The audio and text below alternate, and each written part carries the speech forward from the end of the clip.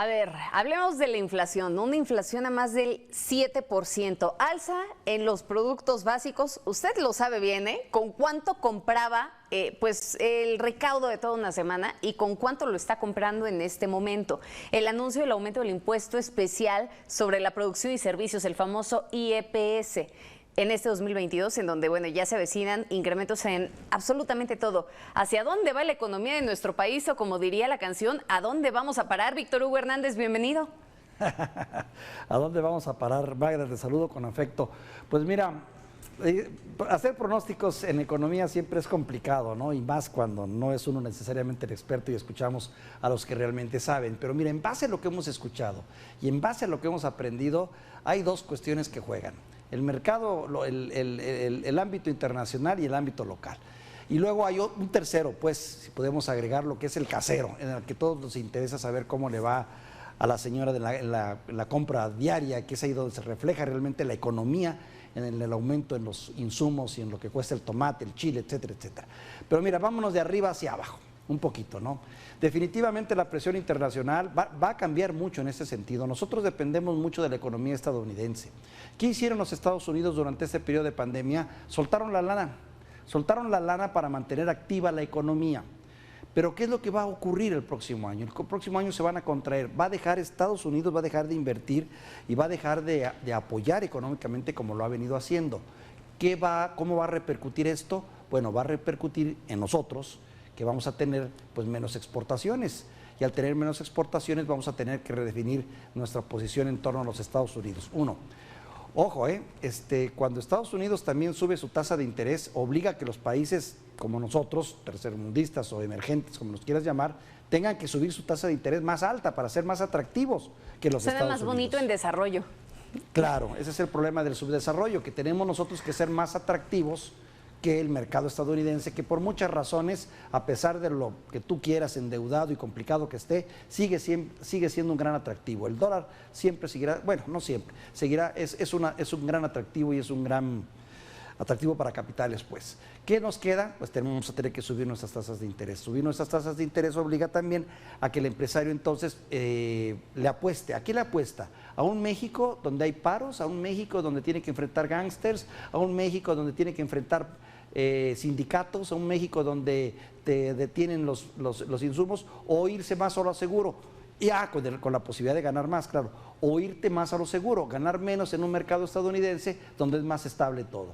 Ese va a ser el dilema de los empresarios, ¿dónde invertir y cómo invertir? Ahora, ¿dónde juega China? Bueno, China juega un papel muy interesante también, porque China, a diferencia de los Estados Unidos, nos guste o no, puede luego mantener su economía, controlar su economía con más mano dura y podría convertirse en la gran potencia, consolidarse como lo que ya es, la gran potencia el próximo año, Bueno, entonces, a ver, y podría poner en jaque a los Estados Unidos. Lo dijo el presidente López Obrador, Víctor. Si recuerdas, en aquella reunión de los tres amigos, pues fue parte del discurso que se aventaba López Obrador, ¿no? Y hacía esta referencia de qué tamaño era el mercado chino en el mundo y de qué tamaño era el mercado de Norteamérica, considerando estas tres naciones para poderle hacer frente a China. Y entonces decía, oigan, a ver, si no nos apuramos, si no incrementamos la mano de obra, si no volteamos también a generar una mayor producción y una mayor inversión en esto que es Norteamérica, nos van a comer el mandado. Me parece que en ese sentido sí tenía muchísima razón, no tiene mucha razón el presidente Andrés Manuel López Obrador.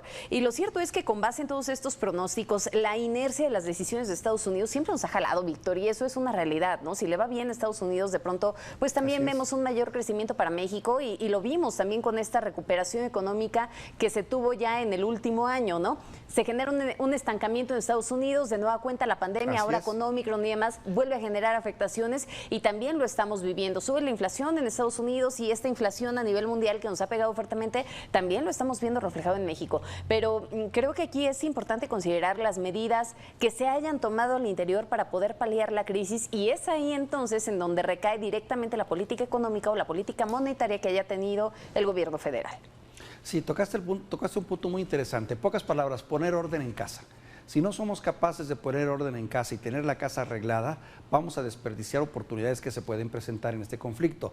Bien lo decías hace un momento, no vamos a compararnos con la capacidad que tiene una China o tiene Estados Unidos o tiene un país de primer mundo, pero sí podemos aprovechar la gran ventaja que la naturaleza nos ha dado. Estamos pegados y somos parte del mercado económico más importante del mundo en este momento. Entonces, ¿qué necesitamos? Tener la casa arreglada. Por eso a mí me preocupan tanto esos parones que nos hacen en cuanto a cuellos de botella, en cuanto a la producción, esos amagos por parte de grupos sindicales mafiosos, por grupos como la Coordinadora de Maestros, por gente que utiliza su fuerza política y disque social para reivindicar causas sociales y le pega duro a la economía de este país, porque entonces quita el incentivo a los inversionistas, quita el atractivo que pueda tener el país. El Estado de Derecho, en pocas palabras, y se resume así, la falta de un Estado de Derecho consolidado hace que, aunque tengamos una posición privilegiada geográficamente, pues no seamos atractivos. Y ese es el gran Víctor, riesgo, es que podríamos perder la oportunidad. Sí. Lo peor del caso es que esa falta de Estado de Derecho no nada más se refleja en las tomas de las vías del ferrocarril o las tomas de carreteras que terminan atrasando el tema de la producción, las cadenas de producción, de suministros y demás. A ver, vámonos con las reglas que se cambian a mitad del camino y podríamos citar el asunto de las reformas eléctricas, ¿no? O sea, vas cambiando, vas avanzando, traes ya una serie de contratos con ciertos inversionistas de carácter internacional que llegaron a meter su dinero en México y les vas cambiando las reglas a mitad de camino. ¿Te gustaría a ti invertir en un país en donde te cambian las reglas así nada más? Totalmente. Eso también tiene que ver con garantizar el Estado de Derecho y eso es algo que compete directamente a un Estado. Por eso, si se trata de predecir, como decíamos hace un momento, no se necesita ser muy lúcido para entender que necesitamos tener un Estado de Derecho y tenemos que marcar las reglas del juego para el próximo año. Dejar muy claro que independientemente de que se está haciendo un cambio de régimen y un cambio de mentalidad social y de que se está tratando de atender más a los pobres y ser más generosos y poner muchas cosas en orden, sí hay que definir nuestra postura en cuestión de mercados. No hay vuelta de hoja, tenemos que ser muy claros y mandar mensajes claros de que en este país se puede hacer negocios y podemos ser confiables y estamos dispuestos a respetar las reglas del juego que se impongan y no a cambiarlas por una cosa u otra o por a gusto de un presidente o a gusto de un gobernador o de alguien. Eso es lo que se tiene que hacer, ¿verdad? Yo creo que eso es lo que, para poder aprovechar las oportunidades que se presenten. El proceso de inflación se viene y sigue, definitivamente, es una inflación que ya se prolongó, que anda en el orden del 7%, bueno, vamos a seguir en esos números entrado el año y un buen rato todavía. Y definitivamente, no es solo de nosotros, es cuestión externa también, pero pues finalmente tenemos que adaptarnos. Cada presidente tiene sus retos, cada presidente tiene tiene que resolver sus propios problemas de acuerdo a sus circunstancias y vaya que el paquete que tiene ahora el presidente es grande en ese sentido, tiene que meter orden en ese sentido. Fíjate que ahora que estábamos platicando con Janet Quiroz, nos comentaba algo que bueno, sin duda te deja ver que el panorama no nada más se ve sombrío durante 2022, sino que se extiende hacia el 2023, ¿no? Porque nos decía, bueno, el pronóstico es que la inflación que tenemos tan alta en este momento se venga recuperando y llegue a la estimación de lo que tendría que ser, que es un 3% en el 2023. Bueno, hay que recordar cuáles son los procesos inflacionarios que hemos tenido, ¿no? En el 2019 no crecimos nada, menos un 0.001%. En el 2020 menos 8.5%, o sea, tuvimos una caída tremenda. En el 2021 crecimos un 5.9 cuando se esperaba un 6.5. En el 2022 esperamos ahora un 3.4, optimistamente hablando, muy lejos de ese 4 o 5% del que en alguna ocasión quisimos hacerlo, ¿no? Y que no es suficiente, realmente para que este país crezca, necesita que un 6, un 7, ¿te gusta? Oye, ¿y realmente crees válido que dentro de toda esta política económica que estamos viendo, a ver, mucho se criticó, Víctor, y de pronto hablaban y decían, bueno, estamos en plena crisis económica y vemos un paquete presupuestario que va encaminado, en lugar de poder brindar todos estos apoyos económicos, por ejemplo, la oposición decía, ¿no?, de crear un seguro de desempleo para todas las personas que se quedaron sin chamba en medio de la pandemia y demás, pues estamos viendo que le siguen invirtiendo a las grandes obras de infraestructura, pero adicionalmente ahora tenemos otro factor, se le sigue metiendo muchísimo dinero, Víctor, al tema de la producción de hidrocarburos, al sueño del hidrocarburo. ¿Es válido en un momento como este, o tendríamos que estar virando hacia otro lado? Esta semana fluía mucho la información también de lo de la compra de Deer Park, ¿no?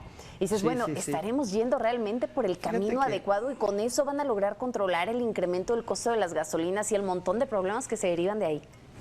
Fíjate que esa es una pregunta que, bueno, con frecuencia también hemos hecho y hay quienes consideran que es obvio que se tiene ya que cambiar la vocación, ¿no? Pero hay también quienes consideran que todavía faltan algunos años, por lo menos unos 10, 20 años para poder consolidar toda esta industria. Hay quien dice que no, que ya está a la vuelta de la esquina, es cierto, que ya el cambio en el consumo de petróleo, de diésel, de gasolina, ese viene para abajo y va a ser más rápido de lo que uno espera. Pero yo me atrevo a pensar que todavía van a pasar algunos buenos años para que esto pase, para que esto ocurra como tal, ¿no? Que se le está apostando al sureste, bueno, es correcto, yo creo que sí. Lo que sí urge y queda claro, Magda, para mí, es que se tienen que reactivar lo que son los sectores productivos, el sector agropecuario, el sector comercial y de servicios, la industria, la manufactura, sí, la construcción, todo eso se tiene que empujar para realmente generar economía, generar empleo y con ello generar consumo. No hay de otra, y el próximo año tiene que ser así, con pandemia o sin pandemia, porque ese es otro factor que ha venido a jugar y que no nos está ayudando mucho, claro, ¿no? pero que hay que aprender a jugar con él. Estamos ahorita en una especie como de compás de receso, ¿no? Este periodo vacacional de diciembre ha hecho que mucha gente se olvide de los problemas económicos y salga, está bien. No, están haciendo turismo con el riesgo que esto implica, por supuesto, y está reactivando mucho la actividad turística y la de los servicios y el consumo, pero evidentemente hay una resaca que se habrá que tener que pagar el próximo año. Yo creo que olvidarse, no precisamente, Víctor, sobre todo cuando le tienen que poner gas para poder cocinar algo para la noche que se viene de Año Nuevo, cuando tuvieron que cocinar algo ahora para Navidad, en fin, cuando ves el incremento de los costos de los productos, en donde muchos seguramente no van a poder pedir los deseos por las uvas porque los precios están elevadísimos, es ahí cuando no te olvidas de esa crisis económica. Y mencionabas esa parte de 10 a 20 años, híjole, el asunto es cuáles son las bases que se están sentando, ¿no? Para que verdaderamente pudiéramos hablar de un cambio en la política de aquí a 10 o 20 años. Querido Víctor, como siempre un gusto, te veo y te escucho mañana. Gracias, te mando un saludo, Marta.